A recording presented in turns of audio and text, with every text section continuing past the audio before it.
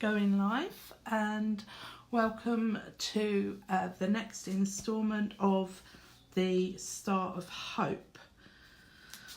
First of all, I have got an apology to make.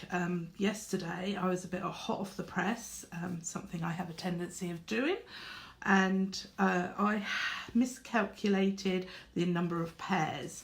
So if you have downloaded and printed out the pattern yesterday, what you will want to do is re-download and get the new version, and the new version actually has a wider edge here because you actually need 30 pairs, which seems quite a lot, but it's quite a big star. So what I was going to do was start off with showing you how I prepare my prickings. Now, whenever I do my prickings, I will always print off 2 copies because you just never know. And the amount of times I've messed this up, you wouldn't believe. So I'm going to discard one. I've cut it down so it's not on the A4 paper anymore. It's smaller because I don't want to waste my card.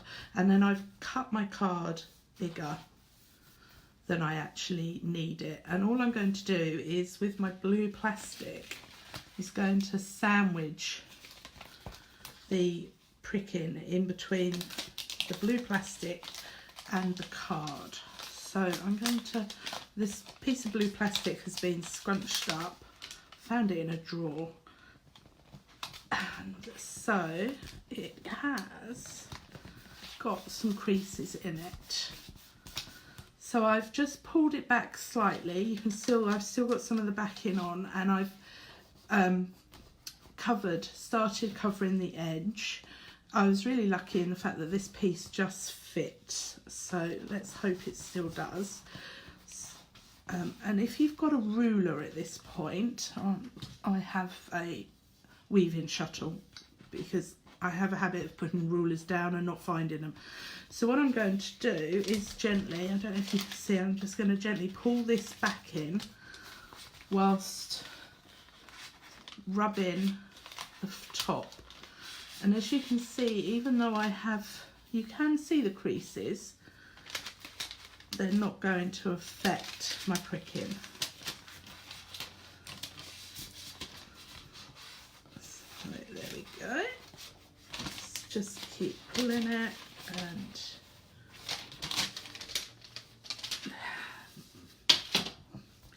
just going to push that crease down a bit.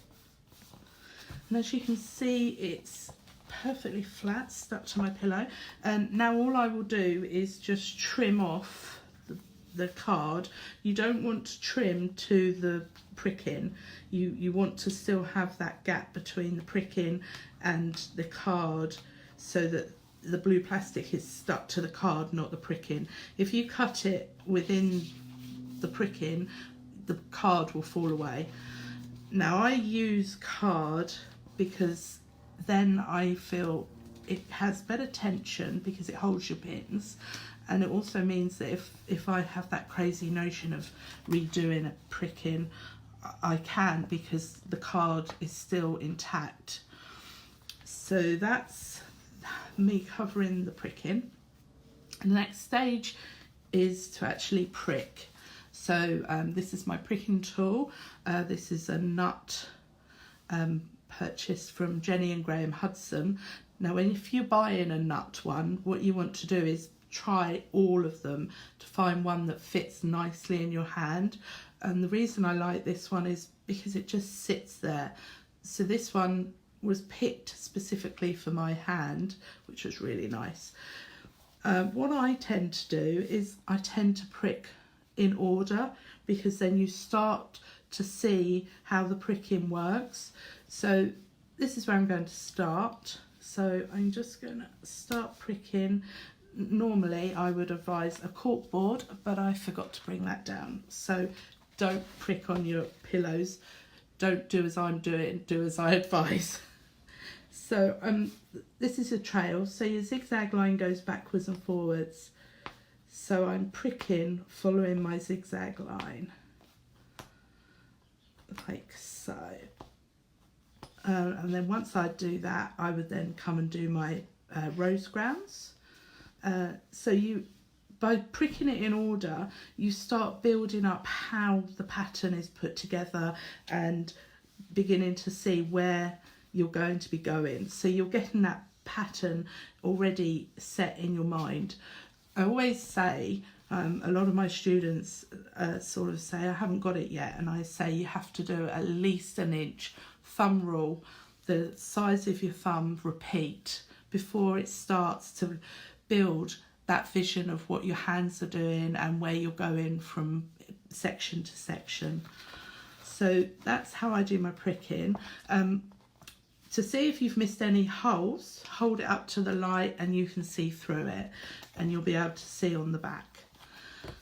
So that's a piece of homework for tonight. If you want to do that, that will get your pricking done, ready to start. And then once I've got all my pricking, 4 pin holes in the corner to hold it down.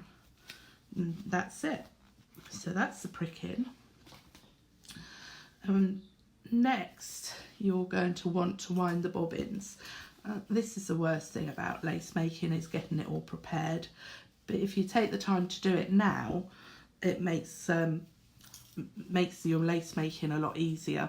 I wouldn't want to wind as I'm starting to make my lace. It's much easier to get everything wound now, so you can just go straight into the lace making.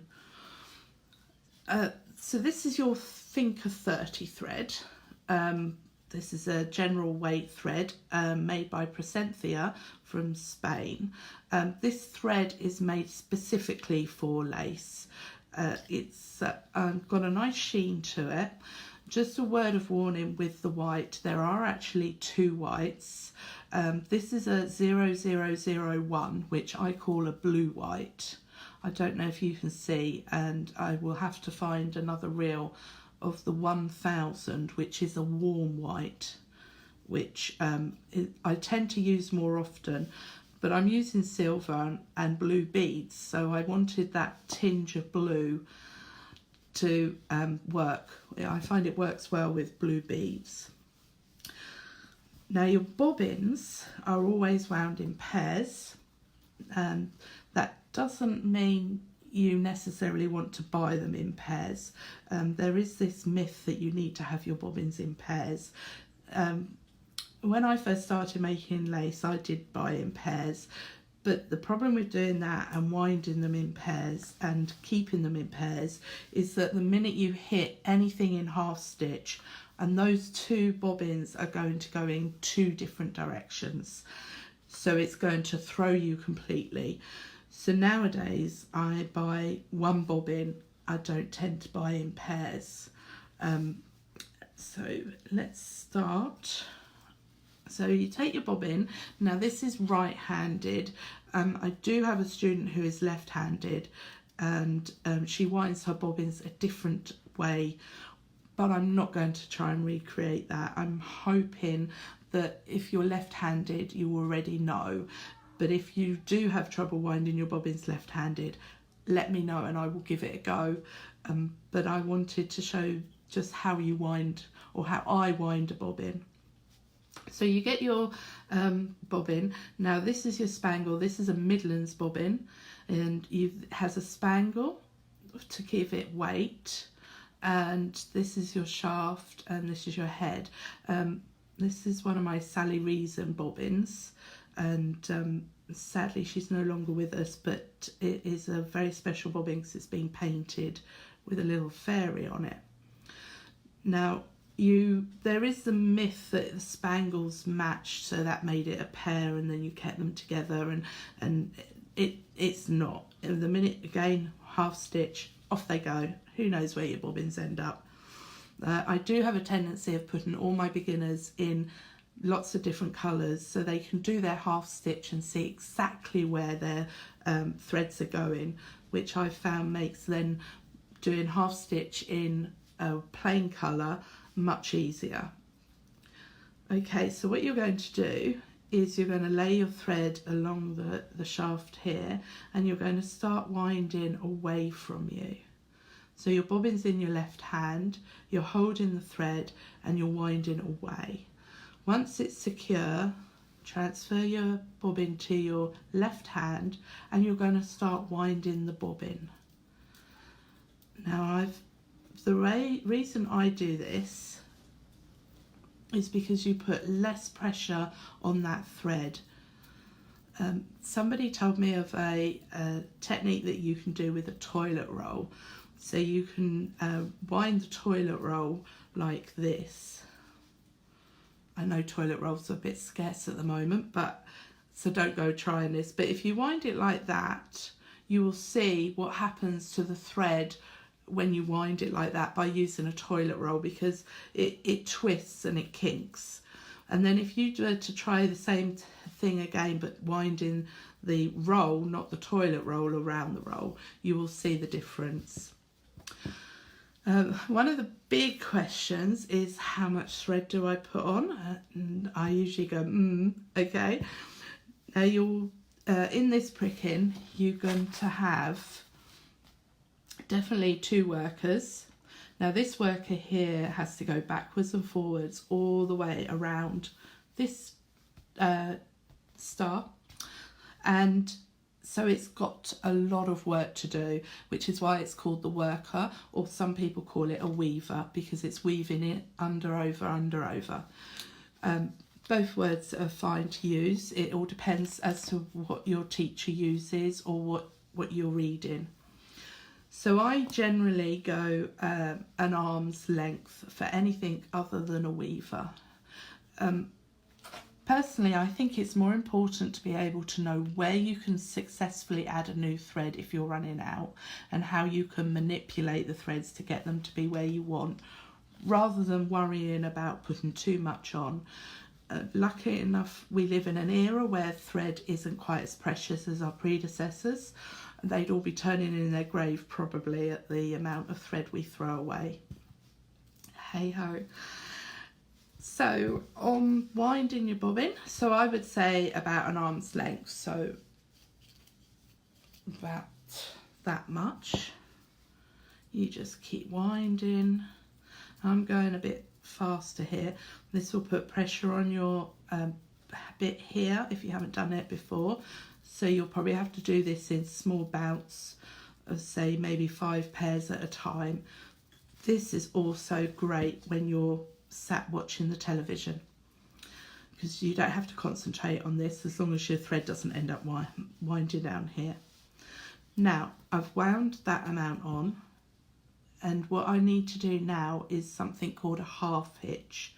The reason we do a half-hitch is because it undoes at a certain angle to release the thread, but it stays tight when the bobbin is straight. So if I was to hang my bobbin on my pillow, you can see it would just unwind. So what I need to do now is my half hitch. So what you do is you take your finger underneath the thread, turn it towards you to create your loop, and then put your bobbin from the back through that loop, and then hold it secure and pull. You can see my bobbin is now secure, the thread is secure, that is not going anywhere. Give it a tug, safe. And if I was running out of thread and I wanted more thread, lay the bobbin on the side with the spangle to the right. I think that's my right, yeah, good. And you slowly, can you see it's unwinding? There we go. So let me just show you that again. So, finger underneath the thread, turn it towards you to create a loop, and you want the thread of the bobbin in the front of the thread that's on the reel. Take your bobbin and push from the back through the loop, and then hold it securely and pull. I'm hoping you can see that. There we are. So your test to see if you've done that correctly is to lay your bobbin on the side and just unwind it slowly.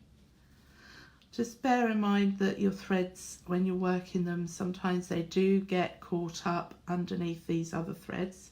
And that reminds me, some people tend to put their knots here.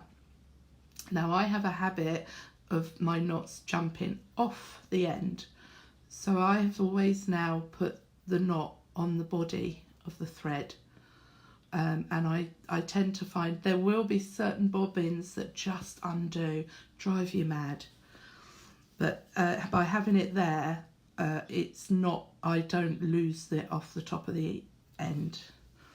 So now I'm going to wind off another bit, so another arm's length, arm and a half if you're nervous. Cut your thread. You always wind your bobbins, generally. For torsion, you will generally always wind your bobbins in pairs. Now I say generally because Honington, they tend to wind their bobbins in singles, and then they have a special knot that joins them. Right, so hold your bobbin in your left hand, spangle to the left. You let me start that again. Got a bit carried away with the idea of Honington lace. Don't teach that, but I have done it. Okay, so lay it across the shank, wind away from you till it's secure. Transfer to the other hand and wind the bobbin. And I will just say, this is how I do it. There are other techniques, and your tutor may have told you different ways. No way is wrong as long as you're making lace, as far as I'm concerned. There we go. It's winding on, and there we are. Now, the knot, the half hitch, but so your pointy finger underneath. And this is going to be a little bit trickier. You might want to leave yourself a longer piece of thread. Underneath the yarn, turn your finger towards you. So there's your thread on the bobbin at the front, thread on the other bobbin behind it, and then push your bobbin from the back to the front of that loop. And there we are. That's your first pair wound. So that means I now have 29 more pairs. I did mention yesterday about having a couple of workers in silver. So this is my metallic thread. This is again a finger thread. Now I have not had many issues with this metallic thread. Some metallic threads will kink and drive you mad, but this thread has always worked very well for me. All of my angels that I've designed have been worked in the Finca metallic, and I've had no issues. It stiffens nicely, and it seems to keep its shine nice as well. Some of my angels, well, my first angel is now 10 years old, and she's still looking pretty good for her age. Considering my angels get taken around to lace fairs and get put in and out of boxes, she's aged pretty well with the metallic thread. Right, so this is going to be your worker, so I would say at least 3 times. Motion detected at the front door. Sorry about that. That was my Alexa. How rude. Anyway, I shall have to remember to turn her off. So my metallic worker, I would say at least 3 times. So you want 3 armfuls. So you can either wind it, unwind it, or just guess. I quite like guessing. It's a bit risky. You gotta have a bit of risk in lace. Okay, so I wound it onto my bobbin on my left hand. I was a bit quick there, sorry. This is what happens when you've been making lace for a while. Okay, so thread along the shank, wrapping it away from you till it's secure. Put it into your other hand and wind the bobbin. There we go. So I'm just going to pretend that I've wound enough on, and I'm going to show you that half hitch again. So pointy finger under the thread, pull it towards you so that the bobbin thread is at the front. Take your bobbin through the hole from the back to the front and then pull. And you can see even with the metallic thread it holds nicely. Let's put it on its side to check you've done it correctly, and it unwinds. So what you now need to do is, before the next lesson, is wind all your 30 pairs and do your pricking. So what I should probably do, depending on how quickly I can get it done, because I'm at the same stage as you, I don't want to jump ahead. I'm going to give you Monday, because it's Sunday today, I'm going to give you Monday to wind your bobbins, and then on Tuesday at 1 o'clock we will start making this pattern. And because I haven't made it before, I have no idea if this is going to work or not. So you're on this design journey with me, and hopefully you'll enjoy it and learn something. Anyway, take care and see you on Tuesday.